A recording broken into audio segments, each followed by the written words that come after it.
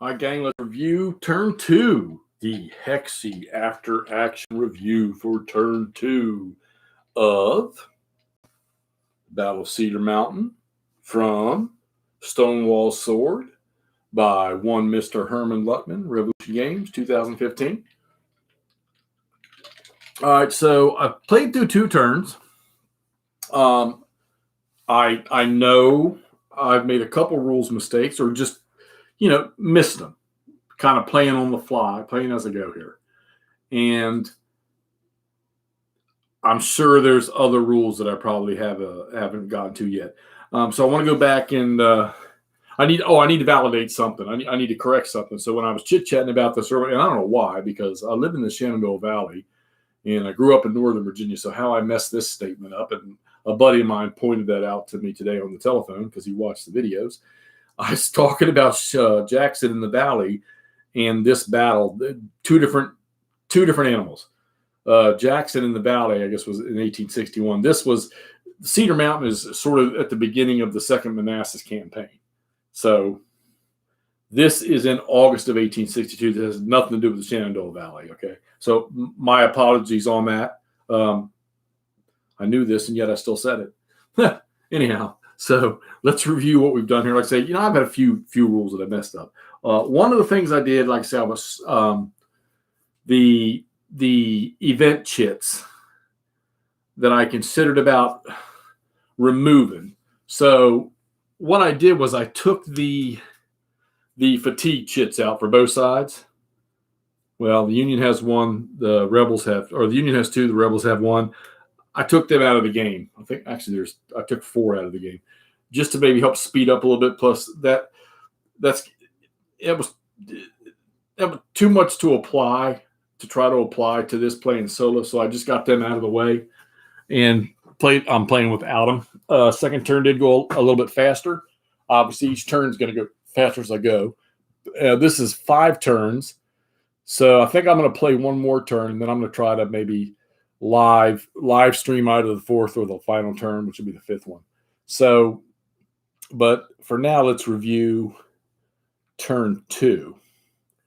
And where is my pen? RCB. Yeah, I wish I could show you all the charts, but I don't feel like moving the camera because it's pointed at the perfect spot. All right, so we know initially Crawford from Williams's division had attacked the Confederate left. That's how it started. They took the objective right here, but in the very same turn, Ronald's brigade from Winder's division, Winder, whatever you want to call him, drove him back out. So that's a cool thing about this game is chit draw is one of the great things about this because you can see you have opportunities can arise where the opposing force can counteract what the initial force did, which is kind of cool. Or because of the chit draw, they may not get the opportunity to do that. So that's really, really cool. And this is a very random chit draw system with some events mixed in. And then you got some commander-in-chief chits in there, Jackson and Banks, that can do a special activation.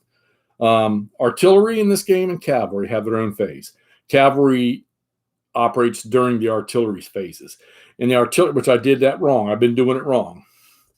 It says in the sequence of play, you got the Union artillery step and then the Confederate artillery step. Actually, what that's supposed to be is you do one Union artillery battery or hex, then you do one Confederate, then you do Union, then you do Confederate, then you do Union, blah, blah, blah, back and forth until you're done with all the artillery. Artillery can either move or they can fire, all right, one or the other. So, and the artillery, not quite devastating. It's had some effectiveness, but not totally devastating. I don't know. Maybe when I get into closer, when I'm in canister range, maybe it'd be a little more bloody. Also, once again, no step losses in this game, except, you flip a counter from its fresh side to its battle-worn side. There's your step loss. And then from there, they go over to the broken table or the broken track, and then they start working their way back down off the broken track. Casualties at the end of the game for victory points are counted by the units that are on the broken track over there and the victory point locations that are taken. All right, so As of right now, the Confederates have taken one of the Union victory locations here, okay? And that's a 5-pointer, but they don't get that 5 points till the end of the game. Once again, any victory location the Union captures, every turn that they hold it, they get 1 victory point. Then they get the victory points for the hex at the end of the game. So if they held this one for 3 turns, they would get 1 point for each of those 3 turns. Then they would get 4 points at the end of the game if they still held it. And that's how that works. All right, so Ronald from Winder's Brigade stopped Gordon's attack, Crawford's attack over here. Gordon has now got into the mix, and Gordon is going to try to support his sister brigade of Crawford, and he's already driven back some of Garnett's boys. But now he drove back some of Garnett's, and then Thomas from Hill's division rolled up in here, and Gordon, one of these big units here, this big 10-strength unit, rattled this regiment and sent him flying. And that regiment would be the 49th Georgia. So the Massachusettsians, whatever you want to call them, the New England boys, they sent those Georgia boys running, okay? Crawford's 10th Maine sent Ronald's 33rd Virginia running. Recognize that name, 33rd Virginia? All right. Sent them running, okay? So I decided, okay, well, let's have some fun with the right flank. And I decided, let's get early moving forward. We'll get him on the attack into Prince, and we'll get Archer's brigade from Hill's division coming behind him. And then Branch, when he drew his chit, the Union, or they got a limited activation because they didn't roll for the command rating. They didn't roll. Hill's command rating was like a 5, I think. They rolled a 6. So they got a limited activation. You can't do anything on a limited activation. One thing you can do is if there's an enemy that you can fire at, you can fire at them. You can't do anything else. Skirmish, these 2 units in skirmish order here. Early was going to bum rush and close combat this guy here, but skirmishers get to automatically retreat. They're probably going to have to come out of skirmish order here because the Union's going to need those guys. So we're going to hit him with Early, see what Early can do to this side. Poor Green, twice he got put in check sitting on this victory location and couldn't even move. That's a 10-pointer there too, so they probably need to protect that.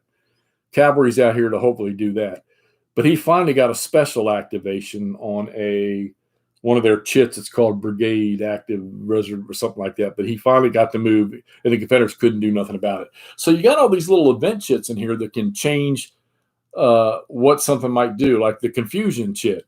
You can play that on your opponent when he decides to activate a brigade. You can say, okay, hold on, I'm going to play this confusion chit. And then you roll on a table, and it'll change their orders. It might change the orders to where the opposing player can say, nope, this guy's not under attack orders anymore. They're now under regroup orders.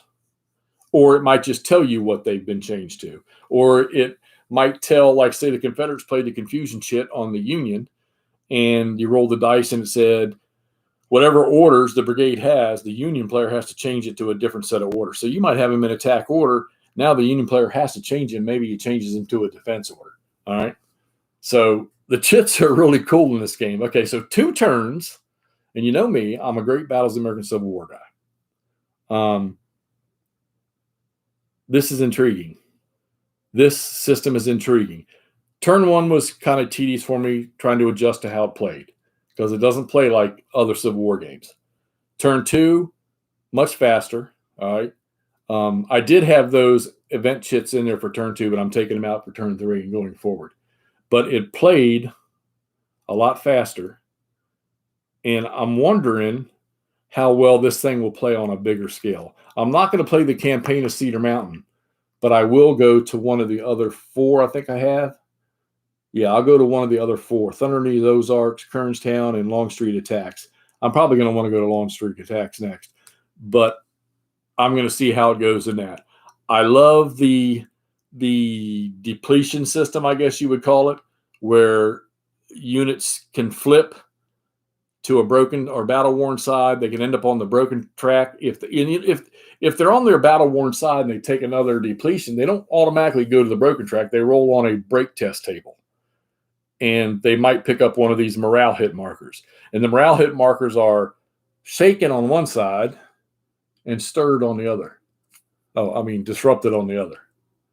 So, And then, like I say, you hit the break test table, and then they may have to go over there to the broken table. You get a lot of retreats, a lot of morale hits. Morale hits, like I say, are your losses. Depletion is your losses. And then you have a panic. If a unit is adjacent to another unit or in the same hex with another unit, and that unit gets one of these results that says possible panic, then that adjacent unit or that unit that was in the same stack, they may have to check their morale. They may have to do, I'm sorry, not morale, cohesion. And on the counters, the first number is their strength, the second number is their cohesion. The little black bullet in the middle or the circle is the type of weaponry they have. You don't have all these multipliers, ×2 for point blank range or any of that stuff. You've got a chart. God, I really want to pull that out of there, guys, but I can't. I'm not going to move my camera. But like I said in the first video, your total strength points on the combat results table has dice roll. You roll 2 d6s, and of course, one becomes the tens digit, one becomes the ones digit. And you have 3 color codes.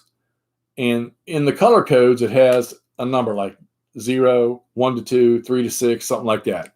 So whatever the defending unit's cohesion rating is, when you roll the dice, you see if that cohesion rating is in one of those color-coded columns. And then that color-coded column tells you which column to use on the fire combat cohesion test table or the close combat cohesion test table. And then it tells you by rolling 2 dice over there, red for one column, white for another column, you get to learn, you get to find out what happened to the unit, or maybe it happened to the attacker, especially if it's close combat. And then whether or not they retreat, whether they panic, whether they take a morale hit. So the first dice you roll is going to be on their depletion, whether they flip a step, okay, from their fresh side to their battle worn, or from the battle worn they take a break test and maybe they end up over there on the broken chart. The broken chart has 4 tiers. It has box 3, box 2, box 1, and then available, which means the unit can be rebuilt back onto the map. All right, and you do want to try to get them back onto the map because of victory points. If they're over there on that chart, there's going to be victory points for the other side. And then, of course, the second dice you roll is for the skedaddle, which is retreat, morale hits, and the possibility of panic. And you've got another one called break test, all right, which a unit may just have to take a break test to see if he runs away, if he gets a morale hit, or if he ends up on that broken track. And the break test table is you roll against their cohesion rating. And, of course, these little morale hit markers here, you can see this one here says -2 cohesion rating and -2 strength points. So let's pick a better one. This guy here, his normal strength is 9, but with that disrupted marker, he's -2. And his cohesion is a 4, and with this on it, he's a 2 cohesion. So there you get adjustments right there. All right, so end of game turn 2. Potential victory points right now. The Confederates are sitting on 5 right now, but they've got a unit in the broken 1 box over there. He'll probably come back on because he's going to move down to the available box next turn, which means he would come on the map on the final turn. So I doubt they'll get any victory points for that. So I'm thinking this game here, because it's a 5-turn scenario, this is going to end up being the winner's going to end up being the person that took victory point locations.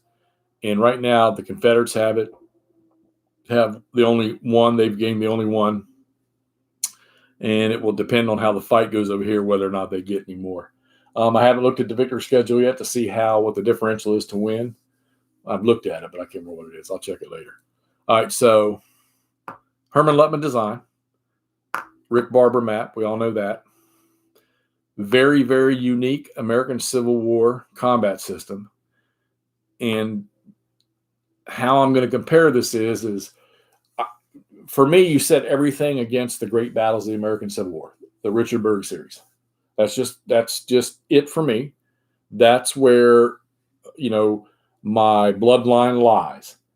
MMP Civil War Brigade series, love it to death. I'll be getting ready to put Chickamauga up or Baron Victory over here behind the camera. I haven't gotten to Line of Battle yet by MMP, and I haven't got to the Regimental Sub-Series yet. I have a lot of other games that are more operational or strategic type games. Obviously, great campaigns in American Civil War. But I'm going to compare it to playing this and the uniqueness of the system. I have to compare it to Gettysburg to Wheatfield, the Tattered Flags game, which I played about half of that where you have the long counters and you move by a measurement, almost like playing a minis game. And I completely forgot what the other one was. There was the Civil War Brigade series is kind of unique too with the order system. So far with this 2 turns, I'm enjoying this, which is a good thing. After 3 more turns, if I reach right over there and I pull Longstreet's Assault or Longstreet's Attack out to play it, then you're going to know what I think about this. So small scenario, very nice counters to look at, easy to read numbers. You don't have to worry about facing in this game. There are a lot of little subtle rules that you got to check on, especially when it comes to cohesion and things like that. But this game so far, 2 turns, is playing really, really nice. And the chit draw system, while there's quite a few chits to be drawn, it's not painful. It's actually kind of nice to do this. So if you got one of these things, yank it out, give it a play, post something up about it, get a comment out about it, or get a blog out about it, or shoot a video. Let's see what's going on. I haven't seen enough of these yet, and I think it's funny because I hear a lot of people say I never heard anybody say this was a bad system. Everybody here says it's a good system. Well, let's see it. And if you got it, get it out and play it, because it is a good system, and let us know what you think about this thing. All right, guys, this is Hexy. That's the end of turn 2. Right now it's in the Confederate favor, and we'll see how this progresses in turn 3. We'll talk to you all soon. Peace.